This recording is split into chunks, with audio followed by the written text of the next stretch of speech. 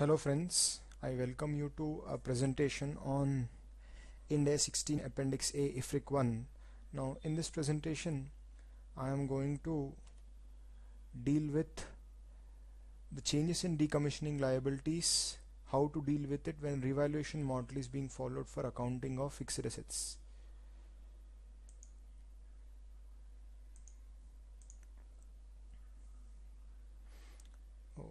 So let's get started. So how to deal with changes in decommissioning liabilities when revaluation model is being followed for the equipment.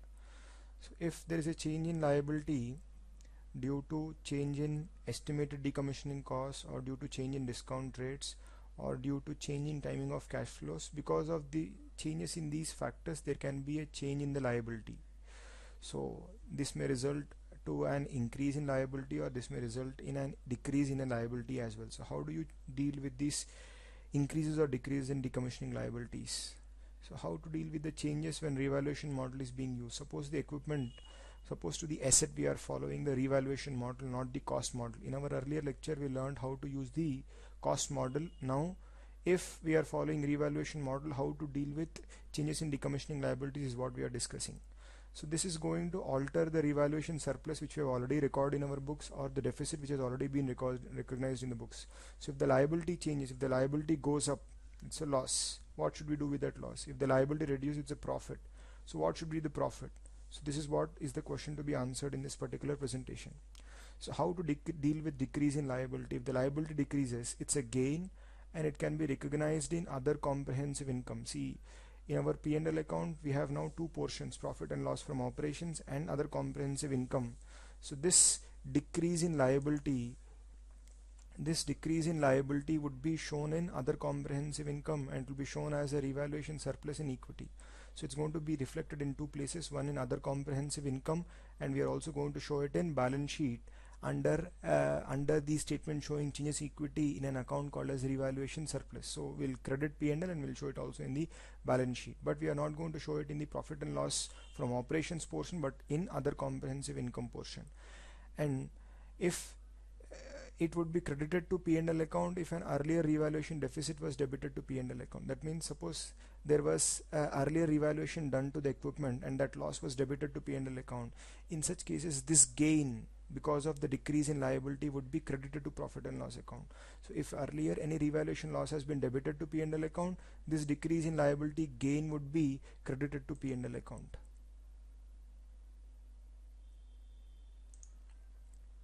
So this gain would be credited to P&L account if an earlier loss has been debited to P&L account, or else it will be credited to revaluation surplus. But there is a note here. Suppose the decrease in liability, the amount of decrease in liability, if it is more than the carrying amount of the asset, had the cost model been applied, then the excess is recognized straight away in the profit and loss account. It is not credited to revaluation surplus. So it's a note we have to remember. If the decrease in liability is more than the carrying amount of the asset had the cost model, so we have to find out what would have been the carrying amount of the asset had the cost model been applied, and then compare the decrease in liability with the carrying amount of the asset. If the decrease in liability is more than the carrying amount of the asset, then that excess should be recognized immediately in the profit and loss account. Okay. Next, how to deal with increase in liability. So if suppose there is an increase in liability, suppose the estimated cost to dismantle the asset, restore the environment has increased, or the discount rate has we can say has affected in such a manner that there is an increase in liability. In such a case, it should be recognized in the profit and loss account. It is a loss, it should be debited to profit and loss account. But again there is a rider here. But if there is some credit balance is already there in the revaluation surplus, then to that extent this loss, increase in liability, this loss can be debited to that revaluation reserve. That means we are going to show it as a loss under other comprehensive income portion of the profit and loss account, and then we are going to reduce it from equity. So if there is a loss, that is increase in liability is a loss, it will be debited to P&L account. But suppose if there is an existing revaluation surplus, that means on earlier revaluation there was some profit, then to the extent of available profit this loss can be debited to that profit, and then only the remaining loss can be debited to profit and loss account. Now should the asset be revalued? So as per Appendix A, when there is a change in liability, it may be taken as an indication of change in fair value of the asset, and it should be revalued. That means the entire class of the asset should be revalued. So when we find that the decommissioning liability has changed, it can be taken as an indication that the fair value of the asset might have changed, and under revaluation model, the carrying amount of the asset and the fair value of the asset, there should not be any material difference. So if you find that there is a change in liability, there is a doubt that the fair value of the asset may not be equal to carrying amount, we might have to revalue the asset. And when we revalue the asset as per Indas 16, we have to revalue the entire class of the asset. Okay. So now let us go ahead with a practical illustration.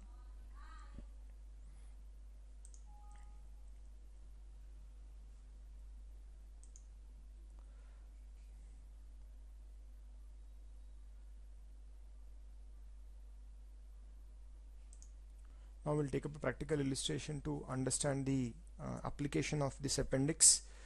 ABC Limited has a power plant whose useful life is 10 years. Its initial cost is 100 crore. The estimated cost of decommissioning is 20 crores after 10 years. That means after 10 years we estimate that we have to incur 20 crores to decommission the power plant. Rate of discount is 8%. The power plant was revalued at 84 crores excluding decommissioning liability at the end of 3 years. That means without considering decommissioning liability, the fair value of the asset was 84 crore. Ignore tax effect at the end of 4th year. Due to technological advancement, the cost has reduced to only 15 crores at the end of 10th year. So at the end of 4th year, we feel that due to the technological advancement which has been achieved in decommissioning of such power plants, we expect to spend only 15 crores at the end of 10th year. At the end of 6th year, the asset was revalued at 40 crores. Again, it is excluding the decommissioning cost. And at the end of 8th year, it was found that the discount rate has increased to 10%. So let us see how we are going to solve this problem. Let us start with first calculating the opening balance of the decommissioning liability, that is the present value of the expected cost to be incurred to decommission the power plant once it reaches the end of its useful life. So we'll use a present value function here.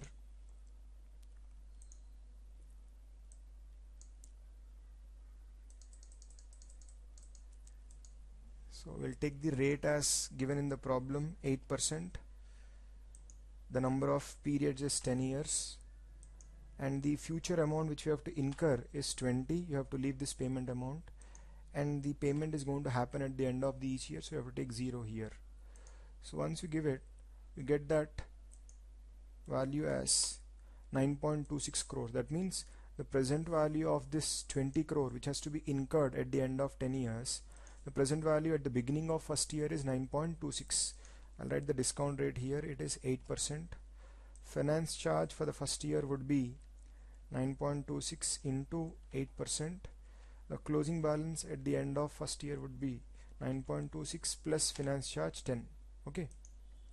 Now let us go to the gross carrying amount of the asset. We have to take it at 100, that is the cost of the asset, plus the decommissioning liability. Present value of the decommissioning liability has to be added to the cost of the asset. So 109.3 becomes the gross carrying amount. Depreciation for the year would be this divided by 10, the gross carrying amount of the asset. Okay. So 10.93 would be the depreciation for each year. Accumulated depreciation would be the same as the depreciation. WDV would be equal to gross carrying amount minus accumulated depreciation. There has been no revaluation done at the end of first year, hence I'll take it as nil and nil. So what will happen is first year will pass an entry, the power plant account that are to decommissioning liability 9.26, that will get added to the cost of the asset.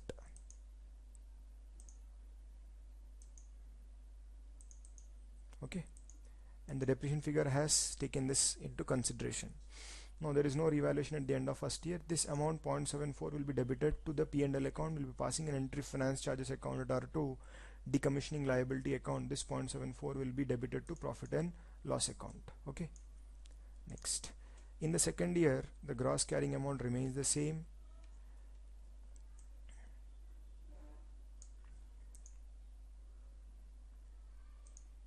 The depreciation will also remain the same for the second year. Accumulated depreciation would be opening balance plus current year depreciation. WDV, we will apply the same formula. Second year, again there is no revaluation profit. Revalued amount is nil. We can say it's not nil, we will say not applicable.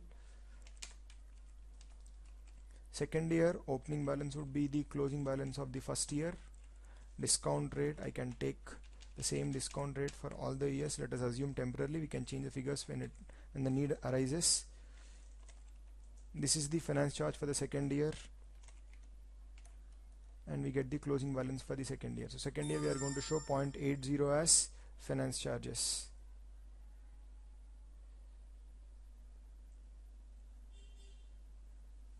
Okay, now let us continue with the third year.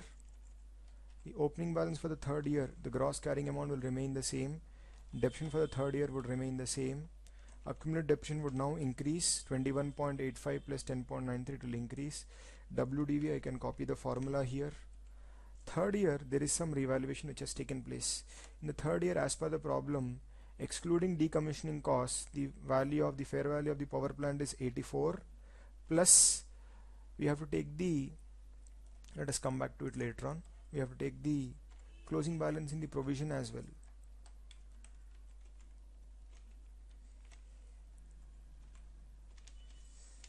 Now let us come to the third year. There is some revaluation which has taken place. Third year, the revalued amount excluding the provision liability was 84. Add the provision liability 11.7. That means this is the revalued figure. It contains 84, the fair value of the asset excluding the decommissioning liability, plus the liability amount at the end of third year. So this is the revalued figure now. So we'll calculate the revaluation profit as 95.67 minus the WDV. So 19.19 becomes the revaluation profit for the year, for the third year. Okay, so now let us deal with the revaluation reserve account also. Opening balance in revaluation surplus was first year was 0, transfer to retained earnings was 0, increase or decrease during the year was 0. Closing balance would be equal to opening balance minus what is transferred to retained earnings plus increase or decrease during the year. You'll get the closing balance. Okay, second year opening balance would be equal to first year closing balance. Transfer to retained earnings in the second year is 0 because there was no revaluation. Third year again increase and decrease was 0. Third year opening balance is again equal to the closing balance of the second year. Transfer to retained earnings was 0.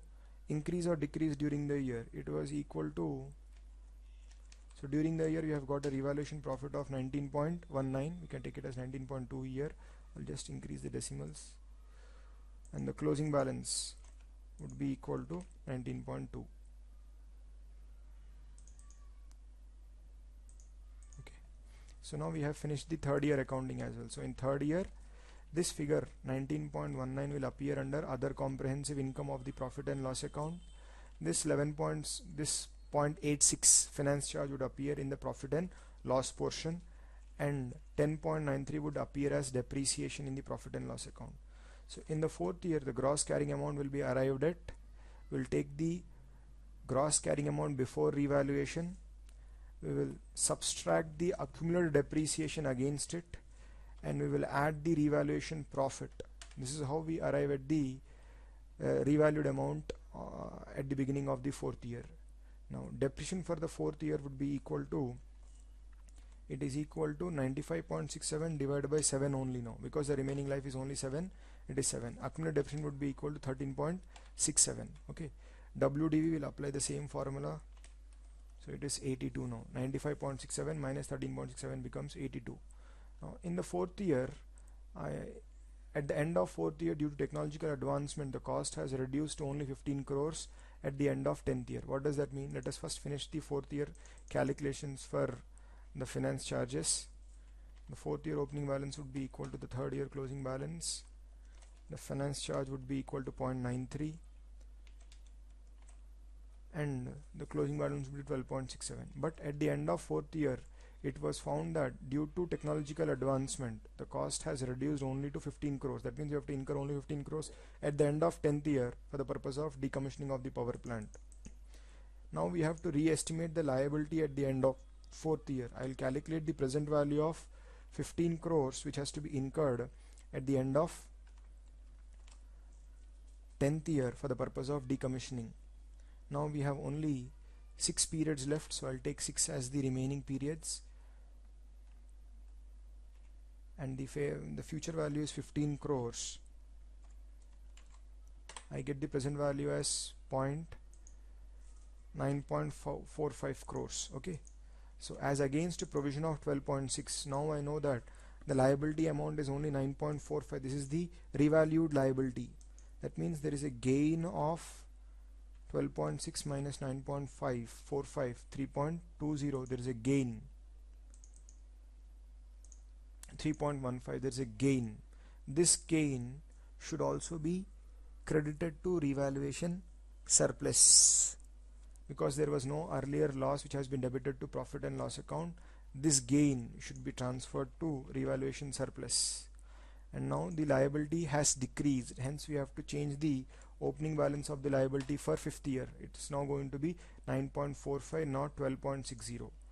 So in the fourth year, opening balance is equal to the closing balance of the third year. In the fourth year, there has to be transferred to retained earnings an amount equal to the X amount of depreciation charged. How much is it? It is equal to 13.67, that is depreciation based on revalued amount, and 10.93, that is depreciation based on historical costs. So every year 2.74 crore worth of amount will be transferred to retained earnings. During the year there has been a gain. There has been a gain due to reduction in liability of 3.15. So I'll just take it here. Okay, closing balance would be equal to 19.60. So I'm going to subtract this 2.74 and we are going to add this 3.2 to arrive at the closing balance. Okay, now we'll come to the fifth year. Let us see first if is there any changes in the fifth year. The answer is no, so we can straight away complete it. In fourth year there was no revaluation profit and there was no revalued amount. At the beginning of fifth year, the gross carrying amount will remain the same, depreciation will remain the same. The accumulated depreciation would be now opening balance plus the depreciation for the current year, WDV. I can copy the formula. Now again at the end of fifth year there was no revaluation, there is no revalued amount. Let us complete the finance charge for fifth year as well. Now the finance charge will be only 0.76 for fifth year. So the closing balance would be 10.2. We have reduced the liability from 12.6 to 9.45. The difference has been credited to revaluation surplus. It has been shown in other comprehensive income and then it has been added to revaluation surplus in the fourth year. Okay, so now come to the fifth year. For revaluation surplus, opening balance is equal to closing balance of the fourth year. Then transfer to retained earnings would remain the same. Increase or decrease during the year was 0. The closing balance, we can take the same formula, 16.85. okay, this is the amount which is representing the difference in depreciation due to revaluation of an asset. Okay, next, in the sixth year the gross carrying amount will remain the same, depreciation for the year would remain the same, accumulated depreciation we can copy down the formula, WDV we can copy down. At the end of sixth year, okay, before we go for revaluation, let us finish these other accounts.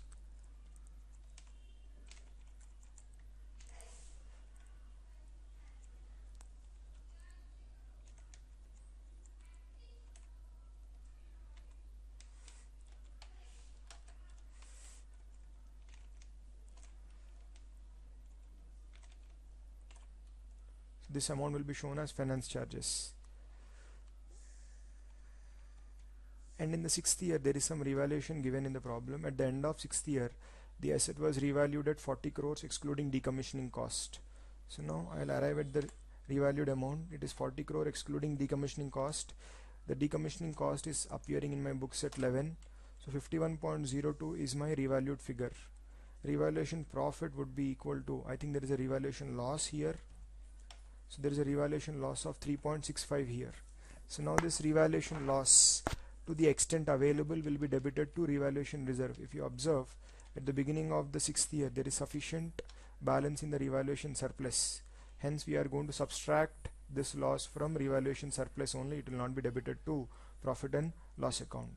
Transfer to retained earnings would remain the same in the sixth year, and this is the revaluation loss for the current year, which we are going to show here,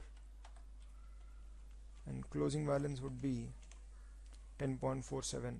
so we are going to subtract this amount, we are also going to subtract this amount to arrive at this amount 10.47. okay, so this is transfer and this is a loss, hence both amounts are subtracted to arrive at the closing balance. Okay, now let us complete the 7th year figures. 7th year we have to arrive at the new gross carrying amount. 95.67 was the opening gross carrying amount. Eliminate the accumulated depreciation against it and then add the revaluation loss to it to arrive at the revalued figure of 51.02. Depreciation for the year would be this divided by only 4 now, because only 4 years of life is left. Accumulated depreciation would be the same. The WDV, we'll copy down the formula here. Now at the end of 7th year there is no revaluation and there is no revalued amount. Let us complete the account for 7th year. Opening balance is 11, finance charge is 0.88, closing balance is 11.9.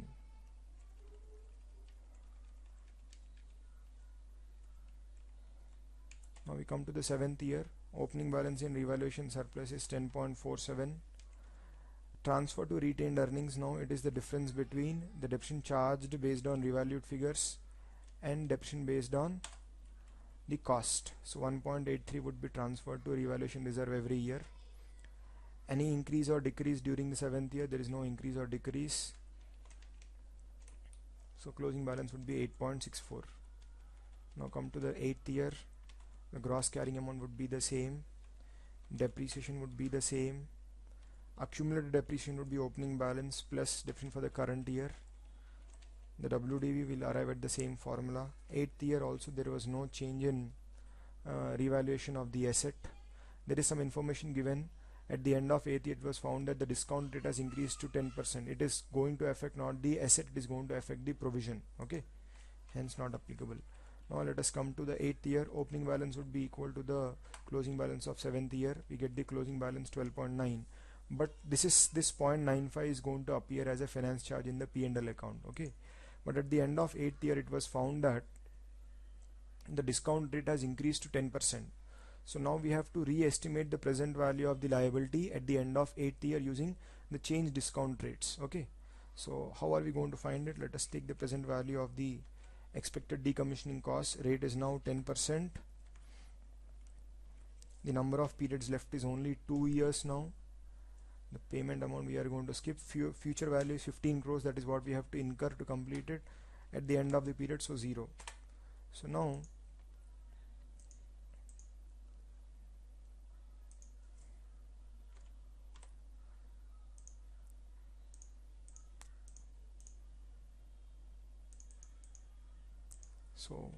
the present value of that 15 crore based on 10% interest rate, the present value is 12.40. Again there is a reduction in liability.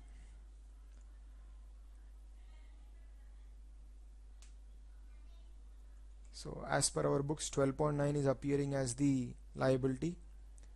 We will subtract 12.9 minus 12.4.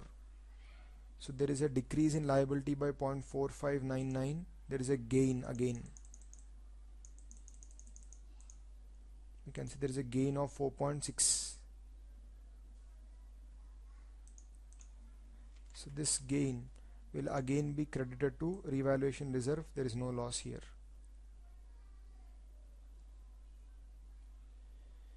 Okay, so now we come to the 8th year. In the revaluation surplus account, opening balance would be equal to the closing balance of the last year. The transfer to retained earnings, I can take it as same as the last year.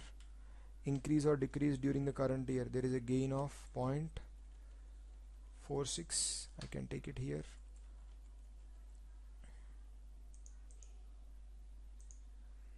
Closing balance would be the same. Okay, now let us finish the last 2 years, that is the 9th year and the 10th year. In the 9th year the gross carrying amount remains the same, depreciation remains the same, accumulated depreciation would remain the same,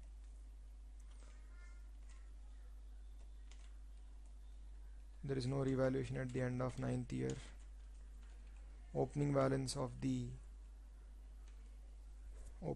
the 9th year would now change. It is now 12.40 only. Rate of interest is now 10%.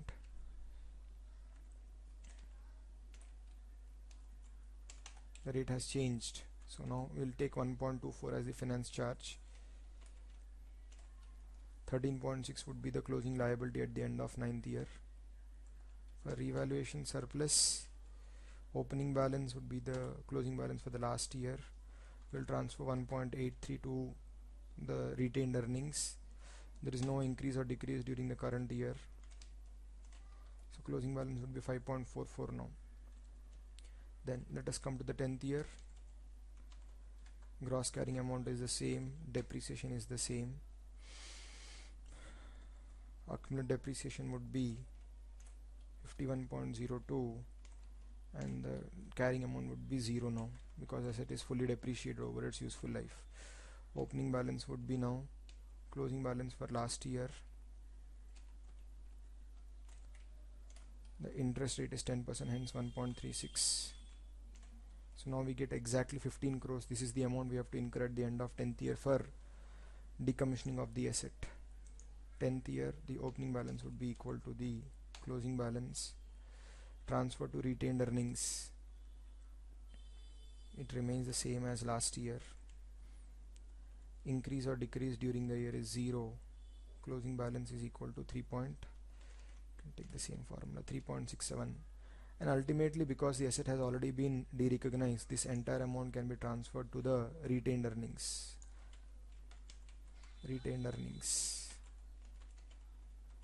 This amount can be transferred to retained earnings. Okay, so this is how we deal with decommissioning liability, changes in decommissioning liability when there is a revaluation reserve which is being maintained every year.